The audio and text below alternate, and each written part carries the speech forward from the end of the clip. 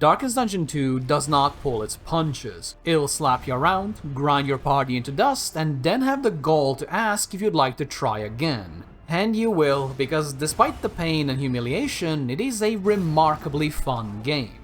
Hey folks, I'm Ash, and to make sure it stays that way, I've put together 14 tips to help you through both the punishing Confessions mode and the new Kingdoms update with its horde of bloodsuckers.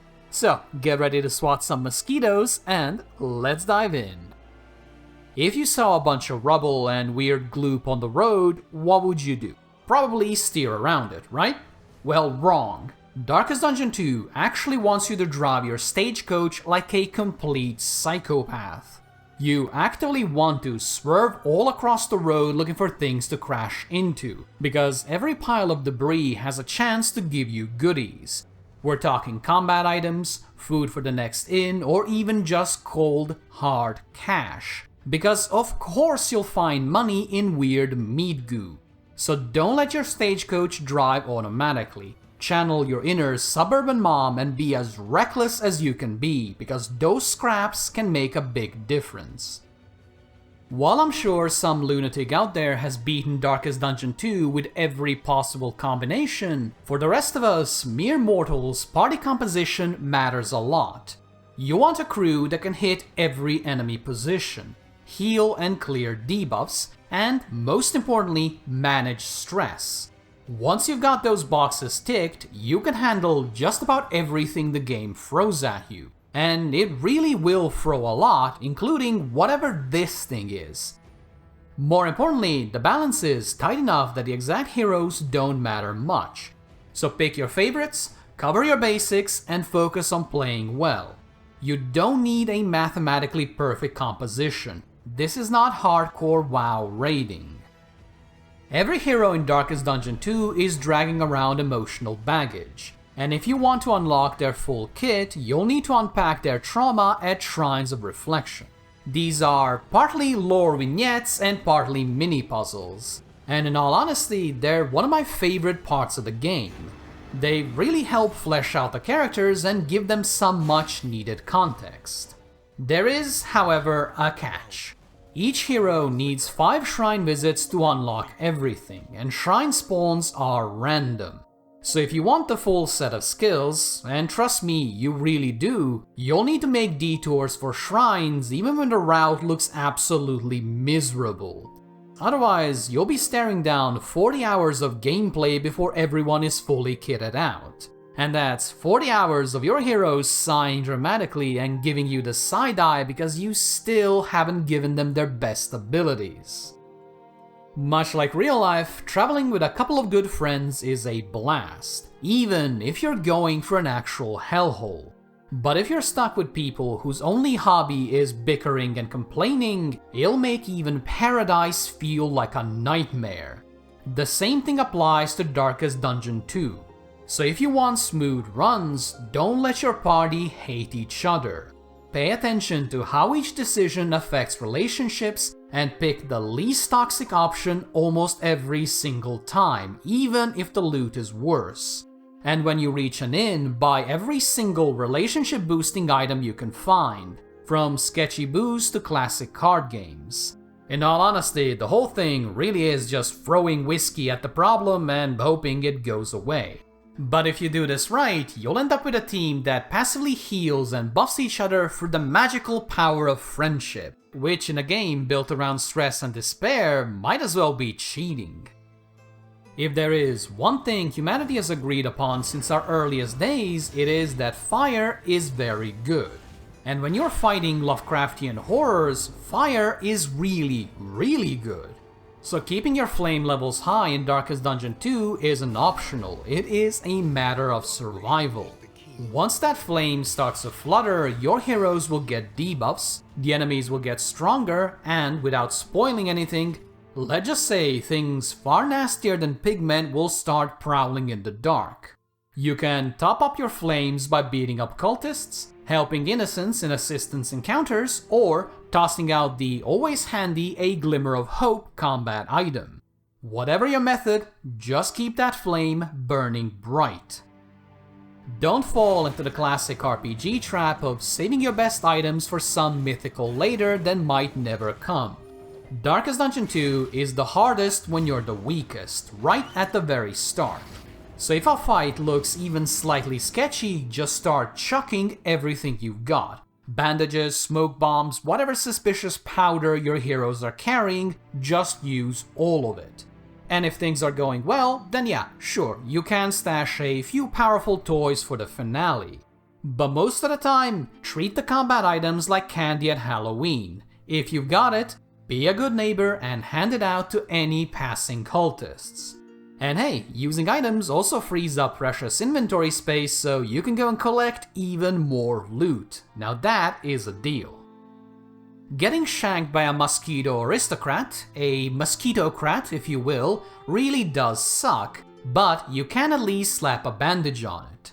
Stress though, stress is the real killer in Darkest Dungeon 2.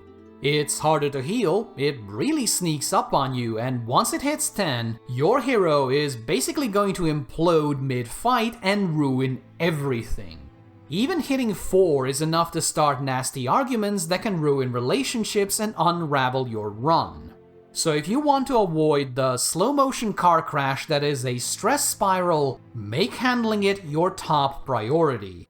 Some stress is inevitable. This is Darkest Dungeon after all, but if you can keep it under control, you'll be able to delay most of the relationship meltdowns until they're no longer your problem.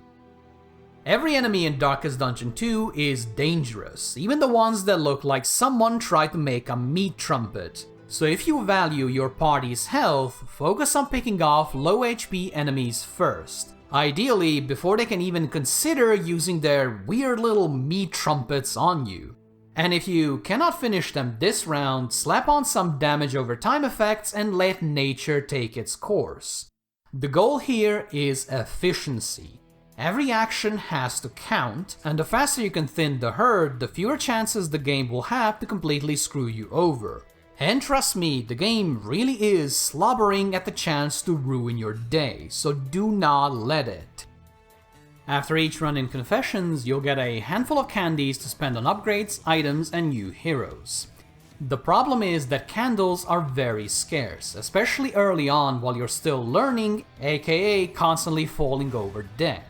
As such, you really do need to spend them wisely. The first priority is to grab the wolf pet. It is dirt cheap, it really helps improve character relationships, and most importantly of all, it is very, very cute. After that, pump points into the journey and resourcefulness trees for the passive buffs that make every single run easier. Unlocking heroes along the way is fine, but don't go crazy on upgrades for them. They're nice to have, but they're not that game-changing at the very start. If you're going to splurge, do that for new items. They open up new strategies and even add extra flavor to your runs, sometimes even literally. Now let's move on to the Kingdoms mode. Unlike the base game, where road fights often feel like a complete and utter waste of time, here they are your bread and butter. Every battle gives you resources, mastery points, and building materials for your inns, and you're going to need a mountain of those if you want to survive. So instead of dodging encounters, seek them out. I know, it'll be exhausting for your party, but every single fight you win makes the next leg of the journey much, much easier. And since your end goal is nothing less than stopping the mosquito apocalypse, let's just say a little bit of extra bloodshed along the way is really just part of the job description. When it comes to inns, patience pays off. Instead of sprinkling upgrades across random stops, concentrate your resources into 1 or 2 central inns. That way you can stack powerful upgrades in a single hub you'll pass through often, essentially turning it into a sort of base camp. This means you'll always have a reliable place to go and heal up, use your mastery points, and blow your gold and consumables you're probably going to chuck away in the very next fight. It's honestly kind of like visiting a local pub on a road trip, except somehow there's just even more booze involved. There is one exception to the do not upgrade random inns rule, and that is the militia. These fine folks will happily defend your inn while you're not around, and unlike most NPCs in most games, they are actually competent at their jobs. If properly upgraded, they can handle most invasions without you lifting a single finger. So if you find an inn tucked away in the middle of nowhere that you would rather just never visit again, you really should invest in its defenses. Yes, I do know it is pricey and you want to do other stuff, but it is absolutely worth it. Trust me, there is nothing better than knowing a squad of Doomslayer peasants is out there somewhere squashing mosquitoes so you do not have to. Over time, your heroes are going to get fatigued, which is a debuff that lowers their max health. You can heal it in various ways, but trying to fix the whole squad will generally leave you without money to spend on stuff that is actually fun, like new items. Instead, keep an eye on your fatigue levels and swap in a fresh B-team hero whenever someone looks ready to keel over. And then send your tired, broken husk of a fighter to one of your upgraded inns, where, after a few days of comfortable sleep and very questionable ale, they'll be ready and eager to get stabbed all over again. Since Kingdoms runs are marathons, Stagecoach items that give you random loot when visiting locations are incredible. Even if the chance is low, the sheer number of spots you'll visit means you'll be drowning in freebies by the end of it. So always check the inn shops for these types of upgrades. It doesn't matter if they hand out flapjacks, bear traps, or even piles of salt. Free extra stuff is free extra stuff. So spend your money like there's no tomorrow, because in Darkest Dungeon 2, that sort of thing is far from guaranteed. And there you have it, 14 tips to make your first trip through Darkest Dungeon 2's Mountains of Madness maybe just a little bit less miserable. If you have any questions, or just a neat trick that I didn't even mention, drop it in the comments. I'll do my best to help out.